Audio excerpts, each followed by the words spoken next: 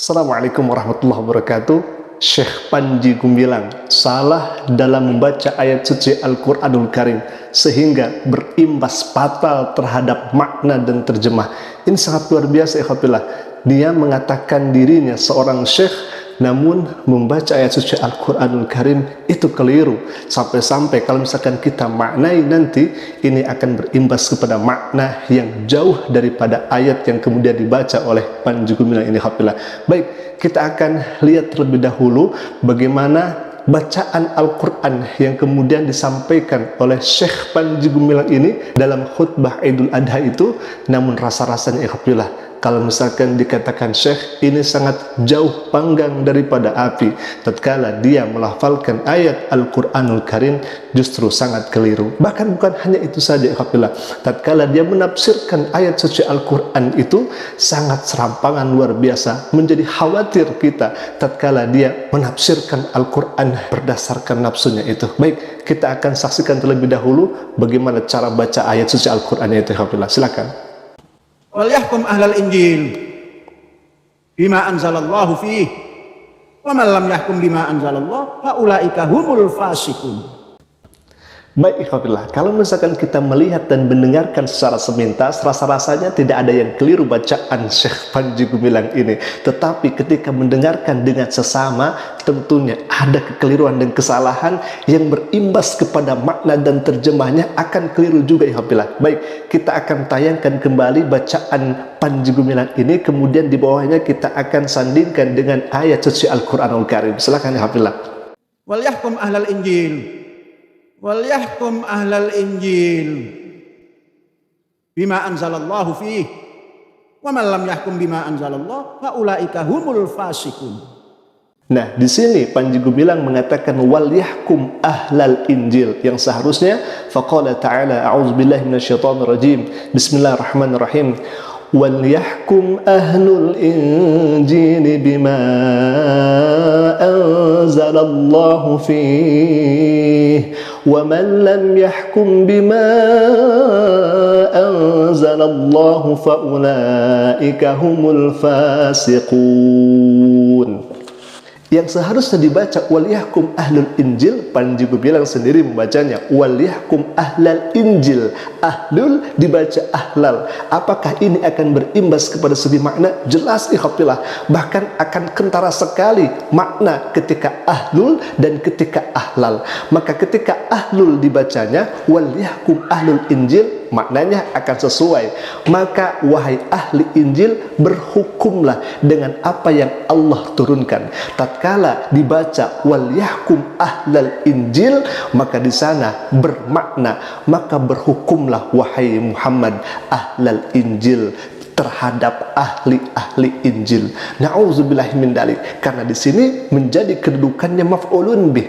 Wal yahkum dari kata hakama yahkumu. Kemudian ada lamul amrin, yahkumu di sana menjadi majzum. Jadi wal yahkum. Sedangkan kalau misalkan dibacakan ahla, berarti wal yahkum ahla di sini menjadi objek, maka berhukumlah wahai Muhammad dengan ahli Injil. Na'udzubillah min dalik. Ini kekeliruan yang sangat-sangat luar biasa. Berbeda kalau misalkan dibaca dengan betul wal yahkum ahlul Injil, maka wahai ahlul Injil, karena ahlul Injil di sini menjadi fa'ilnya, ikhwatillah, menjadi subjeknya. Nah, di sini kekeliruan-kekeliruan yang ditampilkan oleh Panji Gumilang. Bahkan bukan hanya itu saja. Ini yang sangat ngeri. Ketika dia mentafsirkan ayat suci Al-Quran dengan serampangan, bagaimana tidak? Kita akan saksikan bagaimana videonya. Silakan. Nabi Muhammad yang menganjurkan dan menyuruh kepada lingkungannya yang beragama Yahudi, peganglah Taurat dan jangan kamu keluar dari Taurat tatkala menetapkan hukummu. Kalau kamu ingkar dari Taurat, itu tanda kekafiran. Apa makna ini? Ini rahmatan lil alamin.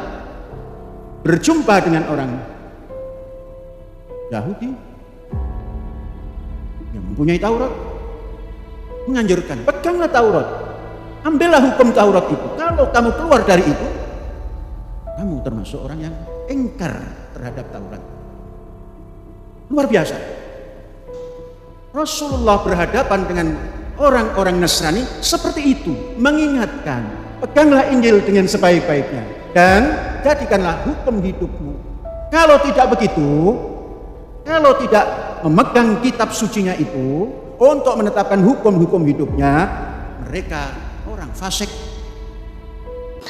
Nauzubillahi min dzalik. Katanya Rasulullah SAW tatkala bertemu dengan orang Yahudi, tatkala bertemu dengan orang Nasrani, lalu kemudian Nabi SAW mengatakan, maka peganglah hukum yang ada di Taurat, wahai orang Yahudi. Pegang juga, wahai Nasrani, hukum yang ada dalam Injil. Jadi pegang masing-masing. Kalau misalkan keluar daripada hukum tersebut, maka engkau dikatakan fasik. Nauzubillahi min dzalik. Apakah tafsirannya seperti itu? Ketika Rasulullah SAW bertemu dengan orang Yahudi, maka peganglah Taurat. Ketika Nabi SAW bertemu dengan orang Nasrani, peganglah Injil. Jadi jangan keluar daripada itu, jangan keluar daripada hukum itu.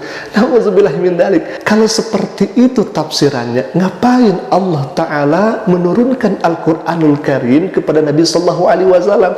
Bukankah Al-Quran itu menjadi rahmatan lil alamin? Bukankah Al-Quran itu menjadi hudan linnas, petunjuk bagi seluruh umat manusia tanpa terkecuali, baik Yahudi, baik Nasrani, baik orang-orang di luar daripada itu, menjadikan Al-Quran sebagai petunjuk. Kalau misalkan ada Nabi SAW, lalu kemudian Nabi mengatakan kepada Yahudi, kepada Nasrani, peganglah Taurat, peganglah Injil, boleh kalian berhukum kepada Taurat dan Injil. Lantas kemudian bagaimana dengan Al-Quran yang statusnya rahmatan lil alamin itu, yang statusnya hudan linnas, petunjuk bagi seluruh manusia? Apakah seperti itu tafsirannya? Jelas-jelas tidak. Kalau misalkan kita melihat dari tafsir Ibnu Katsir bahwa Allah Subhanahu wa taala berfirman, wal yahkum ahlul Injil, bahwa ahli Injil harus berhukum kepada kitabnya itu, bahwa dalam kitabnya itu di sana ada nubuat tentang Nabi sallallahu alaihi wasallam, ada nubuat tentang kedatangan Nabi sallallahu alaihi wasallam. Maka setelah ada nubuat itu dan lahir Nabi sallallahu alaihi wasallam menjadi utusan, menjadi rasul Allah Subhanahu wa taala, maka kalian harus beriman kepada Nabi sallallahu alaihi wasallam, harus beriman kepada Nabi Muhammad sallallahu alaihi wasallam, sehingga menjadikan Al-Qur'anul Karim sebagai petunjuk hidup, bahkan di dalamnya ada hukum-hukum. Jadi jangan keliru menafsirkan dalam hal ini. Ini sangat fatal sebetulnya ya Habbillah. Jelas-jelas Al-Qur'an menjadi hudan linnas, menjadi petunjuk untuk seluruh umat manusia. Malah katanya Nabi sallallahu alaihi wasallam bertemu orang Yahudi, berhukumlah dengan kitab Taurat, bertemu dengan Nasrani, berhukumlah dengan kitab Injil. Jadi seakan-akan di sini menghilangkan hukum yang ada dalam Al-Quran, padahal hukum dalam Al-Quran itu adalah linnas, bagi seluruh manusia. Alhamdulillah, dalam hal ini jelas kekeliruan-kekeliruan yang sangat nyata tatkala dia membaca ayat suci Al-Quran dan tatkala dia menafsirkan ayat suci Al-Quran. Alhamdulillah, mungkin ini saja dulu yang bisa kami sampaikan, dan kita tentunya bukan karena benci kita meluruskan, akan tetapi karena kita sayang, kesalahan-kesalahan kemudian harus kita luruskan. Alhamdulillah, mungkin itu dulu yang bisa kami sampaikan. Aku qouli hadza, Assalamualaikum warahmatullahi wabarakatuh.